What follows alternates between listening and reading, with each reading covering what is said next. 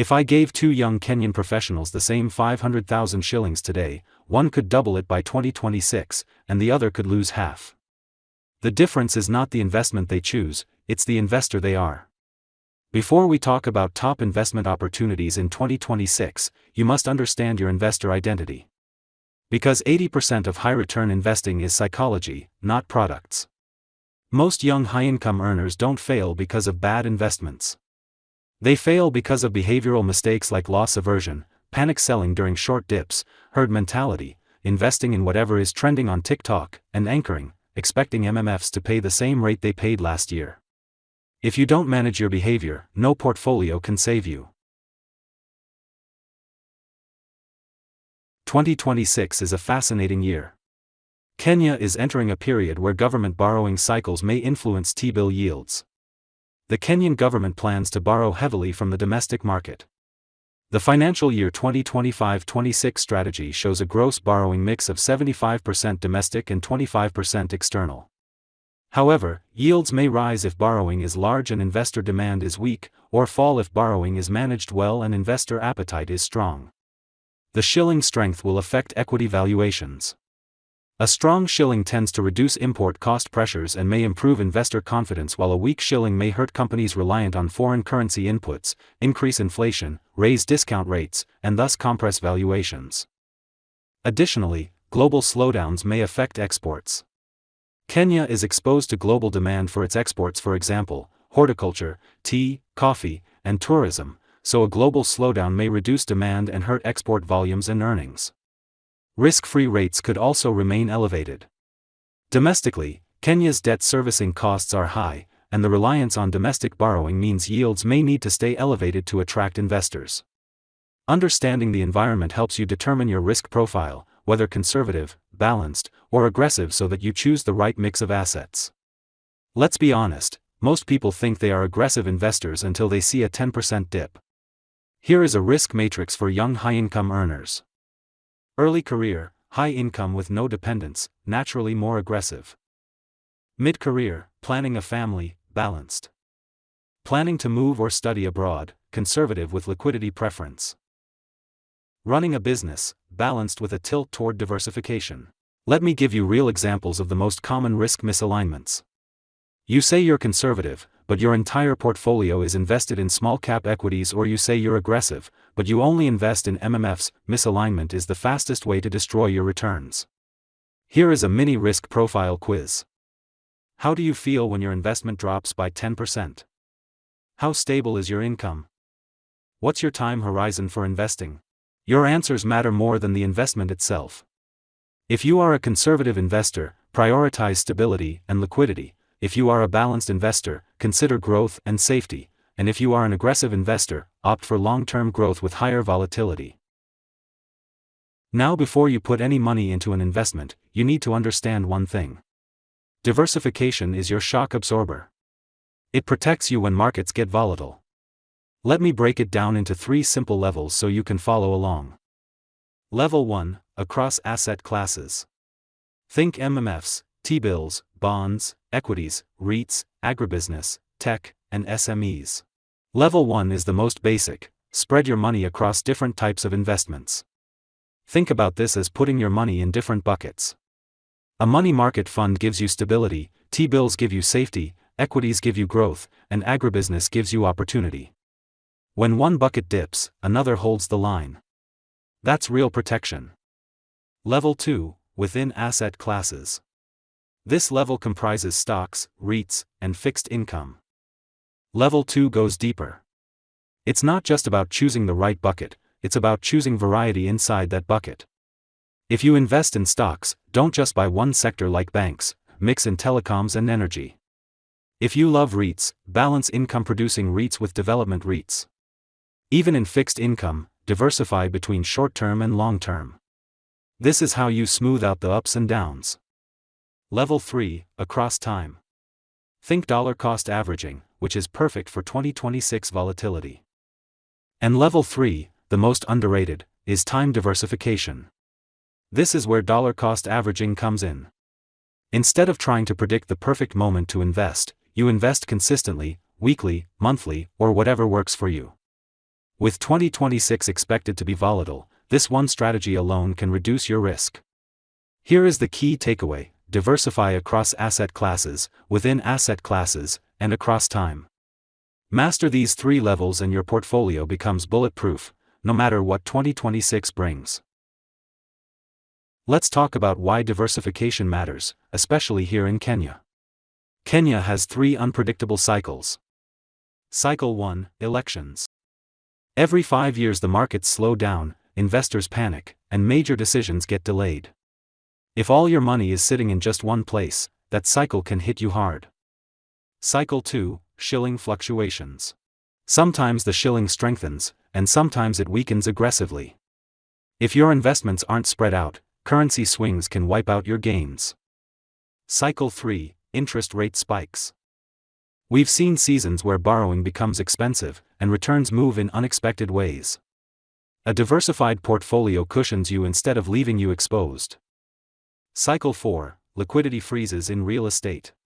There are moments when you want to sell, but the market isn't buying. That's why you never put all your money into assets that take a long time to convert into cash. Diversification protects you. It smooths out the ups and downs, keeps your money working, and reduces the stress that comes with Kenya's economic swings. As you build wealth, remember, it's not just about choosing the best investment. It's about balancing your options, so you stay safe through every cycle. Let's break this down together. Here are 3 sample portfolios for 2026: conservative, balanced, and aggressive. These are starting points to help you understand how different allocations match different levels of risk. The biggest slice in this portfolio is 60% in fixed income. This includes assets like Treasury bills, bonds, and income-focused funds. Then you've got 20% in money market funds for stability and liquidity. 10% in REITs adds some property exposure, and the final 10% in equities gives you just a small growth engine. This portfolio is for individuals who prioritize safety over returns. Now look at the balanced portfolio.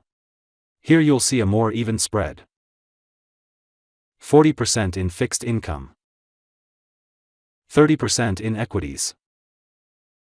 20% in REITs. And 10% in alternatives. This is for someone who's okay with moderate swings. You want growth, but you also want some cushion. A good middle ground for many young professionals with stable incomes. Finally, the aggressive portfolio. This is where the risk takers hang out. 20% in MMFs for short-term liquidity. But the real action is the 40% in equities. This is your main growth driver. Then 20% in SMEs or startups for higher risk, higher reward opportunities. And 20% in alternatives to diversify your upside. This portfolio is perfect for someone with a long investment horizon and strong cash flow. Remember, these are sample allocations, not prescriptions. Your personal risk profile determines which one fits you best. But seeing them side by side helps you understand how to build a smart, intentional portfolio for 2026. Here's a simple way to make every shilling in your portfolio work and know exactly when you'll need it. Tier 1, 0 to 3 months. Tier 1 is your immediate safety net, money you might need in the next 0 to 3 months. Think emergency fund or a money market fund that you can access instantly. This is your first line of defense. Tier 2, 3 to 12 months. Tier 2 is for the short-term goals, money you won't touch for a few months, but still want safe growth. Treasury bills are perfect here, low risk, decent return, and fully accessible when you need them. Tier 3, 1 to 5 years. Tier 3 is your midterm money for goals 1 to 5 years away. Bonds or REITs fit here nicely. You earn higher returns than cash, but you're not locking your money away forever. Tier 4, 5 to 15 years. And finally, Tier 4 is your long-term growth zone, think 5 to 15 years. This is where you invest in stocks, startups, or real estate, the assets that can really multiply your wealth over time. So before you invest, ask yourself, how soon will I need this money? That timeline tells you which tier it belongs to and what type of investment fits best. Let's talk about liquidity traps in Kenya, things that can silently destroy your cash flow if you're a young professional. These are investments that tie up your money, sometimes for months or even years, without giving you access when you need it. Example 1. Land projects that take 18 to 24 months to title. You might think buying land is safe until you realize it takes 2 years to even get a title. Meanwhile, your cash is locked. Example 2. SME investments where partners disappear. You invest in a small business, and suddenly one partner vanishes. And your money gone or stuck. Example 3. Long bond lock-in periods. Government or corporate bonds sound secure, but some tie up funds for years. No early exit, no flexibility. Example 4. Off-plan projects with delayed handovers. You buy an apartment before it's built, then handovers get delayed endlessly, while your savings sit idle.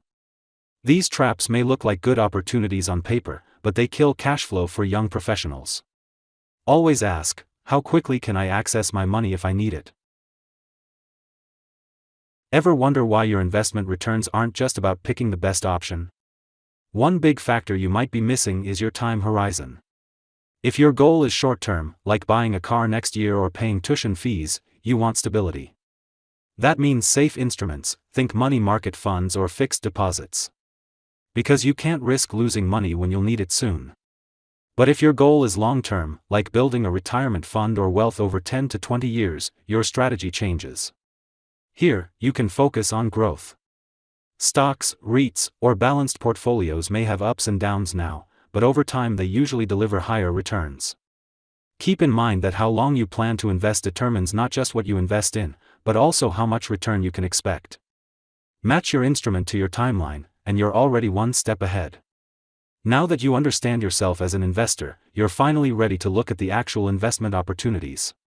Here is a breakdown of the top high-return investments in Kenya for 2026, from MMFs to stocks to agritech to renewable energy, and who each investment is for.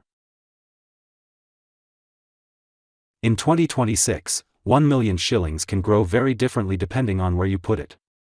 Some investments are predictable, some are volatile, and some are hidden opportunities that many young professionals overlook.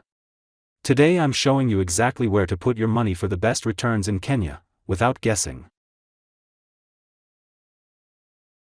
Let's break down 2 popular ways to grow your money safely in Kenya: money market funds and Treasury securities. When it comes to MMFs, think of them as a pool where your money is invested in short-term government securities, banks, and corporate debt. Money market funds offer high liquidity, which means you can access your cash quickly, and moderate returns, which provide steady reliable growth without the wild fluctuations. Treasury bills and bonds are government debt instruments. You lend the government money for a set period. In return, you get predictable secure returns. And the best part is that you can pick different maturities depending on how long you want to invest. Knowing which one fits your goal, whether MMFs or Treasury securities, is key to growing your wealth wisely. Here's what you can expect from MMFs, T-bills, and bonds in 2026. These are target expectations, not guarantees. Use them as benchmarks, and tailor your investments to align with your risk, time horizon, and goals. Money market funds could aim for returns of about 12 to 16%. T-bills for shorter maturities, 91, 182, or 364 days, might yield around 14 to 17%. Bonds including green or infrastructure bonds, can give you 13 to 18% depending on the bond and duration. Let's now explore the advantages and disadvantages of money market funds, Treasury bills, and bonds.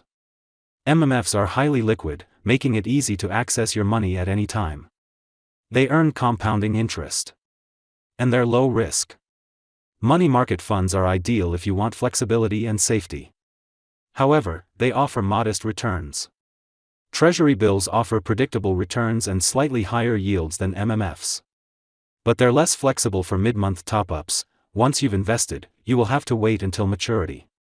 Bonds are similar to T-bills in predictability and yield. But they are less flexible, because they lock in your money for longer periods. So when choosing, ask yourself, do I need quick access to my cash, or can I lock it in for slightly higher returns? Let's talk about equities on the Nairobi Securities Exchange and where the growth potential is in 2026. There are a few key catalysts driving this growth. The first key driver is banking sector consolidation. In Kenya, some smaller banks are merging, leaving fewer but stronger players. Stronger banks usually mean more stable profits. Then we have telco fintech. Safaricom isn't just about calls and data anymore. Mobile money and financial services are booming, creating new revenue streams. Energy reforms are another key driver. More efficiency, more investment, and potentially higher returns for companies involved. And don't overlook agricultural digitization. Tech is transforming farming in Kenya, making it more productive and profitable. Startups and companies leveraging this tech could be exciting opportunities for investors. So, how do you actually invest in these opportunities? The Core Plus Satellite strategy is one proven method. The core is your foundation, stable, reliable blue-chip stocks like Equity Bank, Safaricom, and KCB. They give you stability and pay dividends, so even if the market shakes a bit you have a safety net. The satellite is where you go for growth. These are smaller or thematic stocks that could soar in value, companies in fintech, agritech, or energy reforms we just talked about. It's your chance to capture upside potential while keeping risk in check. However, equities come with risks. Prices can be volatile, market sentiment can change overnight, and currency fluctuations can affect returns. That's why a balanced approach, like Core Plus Satellite, is so important. You get growth without exposing yourself to unnecessary danger. So for 2026, if you combine a strong core with some high-growth satellites, you can ride the growth opportunities on the NSE while managing risk. Let's start with real estate. When you buy property, you're getting a tangible asset, something you can see, touch, and hold on to for decades. And historically, property in Kenya, especially around Nairobi and satellite towns, has shown strong long-term appreciation. But here's the catch. Real estate can be slow. It's illiquid, the title process takes time, and the upfront capital is high, meaning you often need millions before you begin. So while it's solid, it's not always flexible. Looking ahead to 2026, this space is heavily influenced by urban migration. More people moving to Nairobi means rental demand is likely to keep rising. But on the flip side, construction costs are still rising, which affects both developers and buyers. Now let's compare that to REITs, real estate investment trusts. There are two main types you should know. Income-focused REITs pay out rental income, while development-focused REITs focus on building and selling property. The advantage of REITs is that you get exposure to real estate without needing millions. You can start with lower capital, you get instant diversification, and you can exit easily because they're more liquid. But in 2026, REITs come with their own considerations. We've seen undersubscription in the past, and the performance of REITs is heavily influenced by interest rates, especially as investors weigh them against Treasury bills and bonds. So whether you choose direct property or REITs comes down to your capital, your time horizon, and how hands-on you want to be. Let's look at how these compare to other high-return investment options in 2026. Agribusiness is becoming one of the most exciting investment frontiers in Kenya, and across Africa, especially as we move into 2026. Agribusiness is so attractive right now because food demand is stable, and people eat no matter what the markets are doing. We're also seeing a big shift toward value addition. Investors are no longer just planting crops, they're packaging, processing, and selling branded products. And globally, there's rising interest in sustainable farming, which is unlocking new funding and technology. Now let's look at the tech side, agritech. Today we have IoT soil sensors that tell farmers exactly when to irrigate or fertilize. We have smart irrigation systems that save water. There are digital marketplaces helping farmers sell directly to buyers. And models like contract farming and greenhouse agriculture are giving investors predictable returns and controlled environments. So how exactly do people invest? One option is offtake agreements, where a buyer commits to purchasing your produce before you even plant. Another is crowd-funded agribusiness projects, where investors pool money into farms, greenhouses, or livestock operations and share the returns. Of course, agribusiness has its risks. Weather changes can affect yields, and supply chain disruptions, like transport delays or rising input costs, can hit profits. When it comes to the renewable energy sector, Kenya is already a leader in Africa, and the demand for clean, reliable power keeps rising. In 2026, there are 3 major opportunities that you as a private investor can tap into. Opportunity 1: solar, wind, and geothermal. Solar is the most accessible. From small commercial rooftop projects to large community solar plants, you can invest through developers or pooled investment vehicles. Wind and geothermal require bigger capital, but here's the interesting part: many developers now allow syndicated private investors.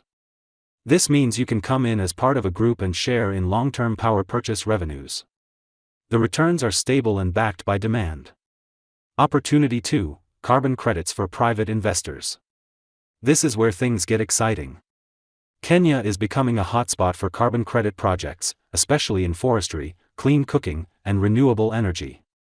And private investors can now buy into projects that generate certified carbon credits. The idea is simple: the project reduces emissions, earns credits, and you sell those credits on global markets. It's still early in Kenya, which is exactly why the upside is huge. Opportunity 3: mini-grids in rural communities. Mini-grids are small-scale power systems built in remote areas. You invest in the infrastructure, the community pays for the electricity, and you earn a revenue share. The impact is massive. You're powering shops, schools, and water pumps, places that the national grid takes years to reach. And the revenue models are improving fast. So what makes renewable energy and green projects attractive?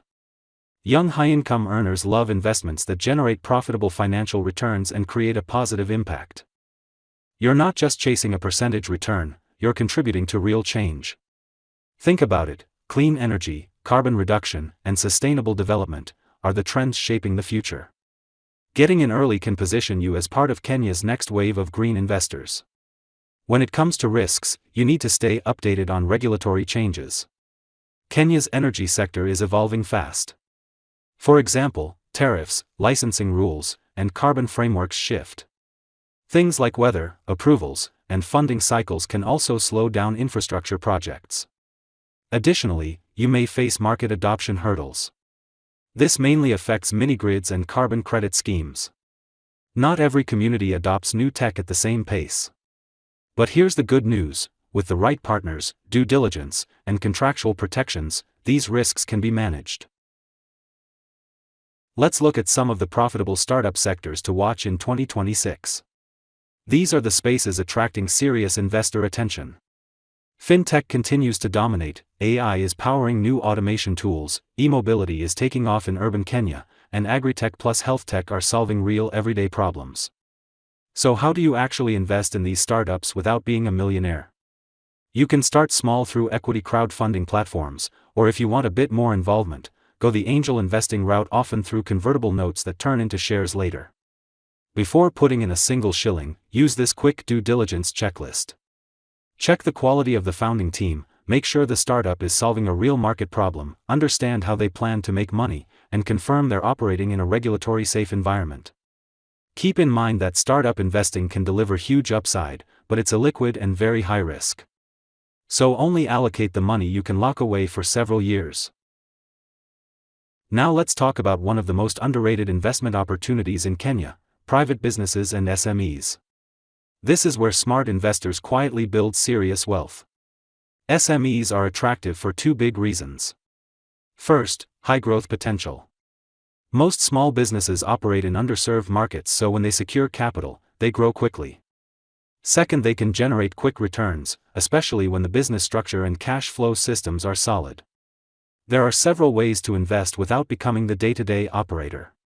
You can do a silent partnership, where you inject capital and let the founders run the business.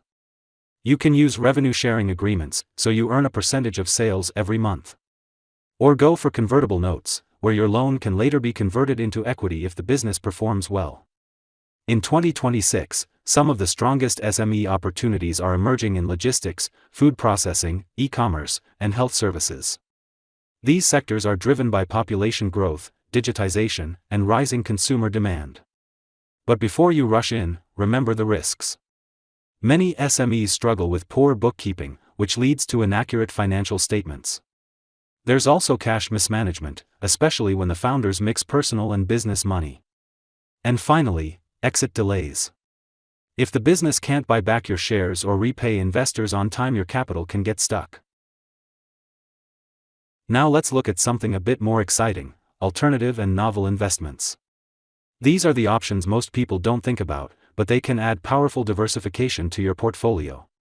Here are some examples. These include things like fine art, rare collectibles, and luxury watches, basically assets that gain value because of scarcity and desirability.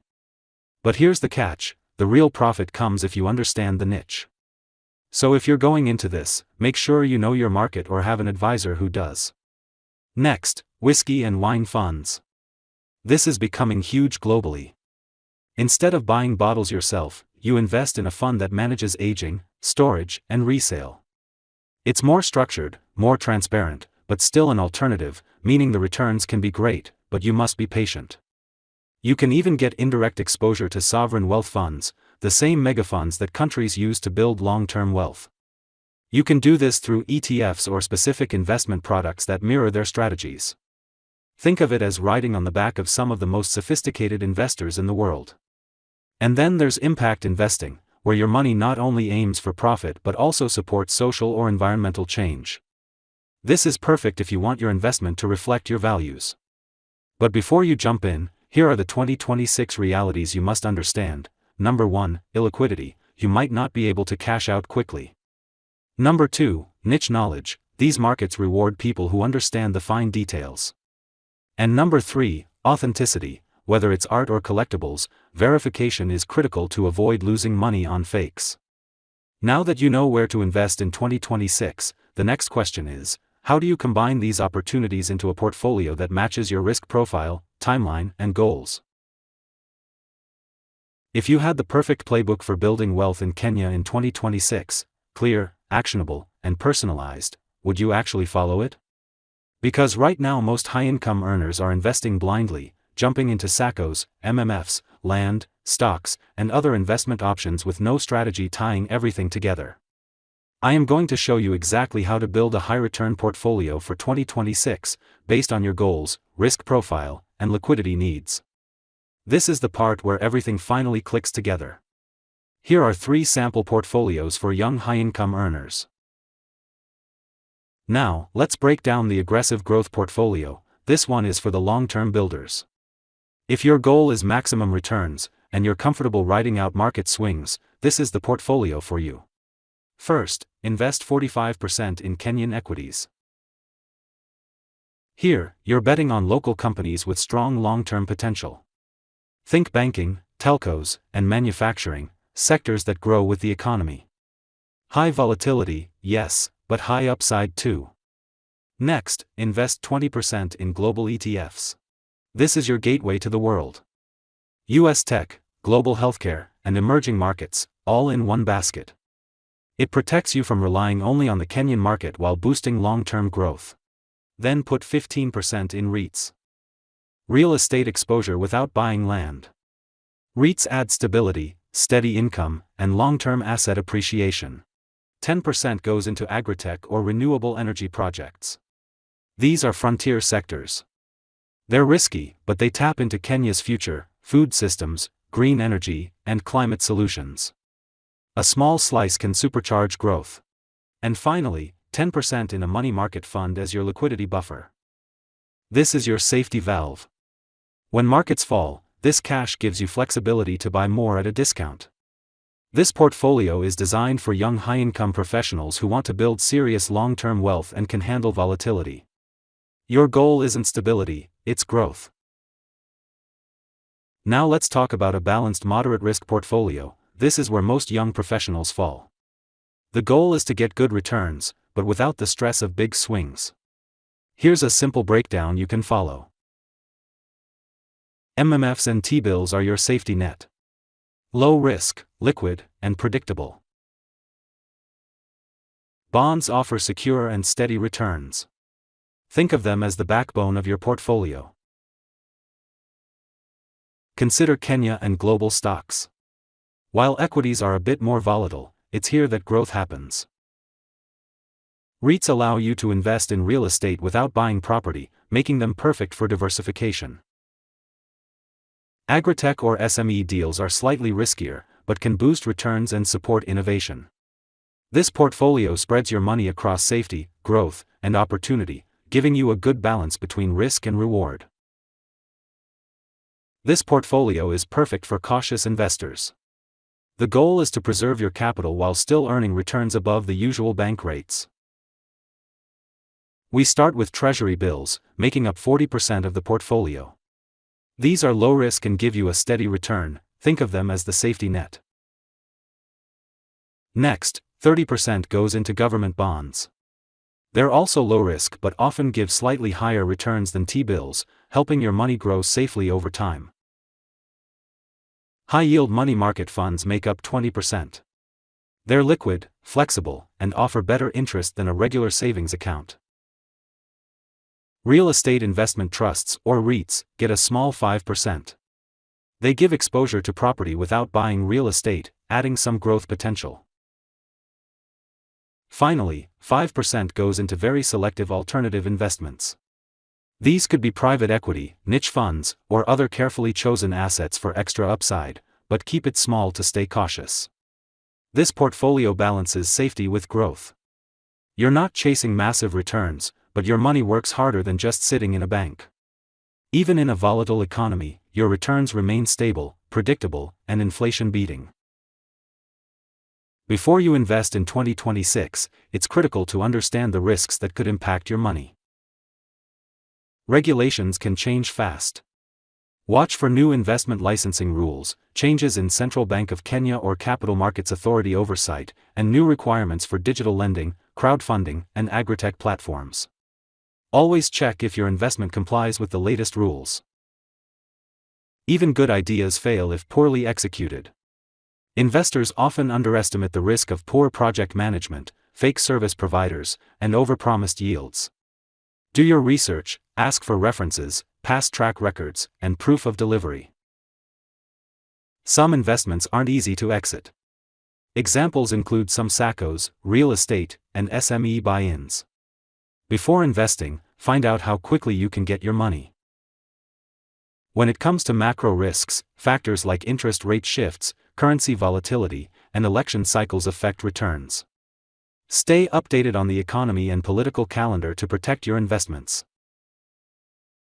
Avoid platforms that don't disclose audited financials, can't explain how returns are generated, and have no physical presence in Kenya.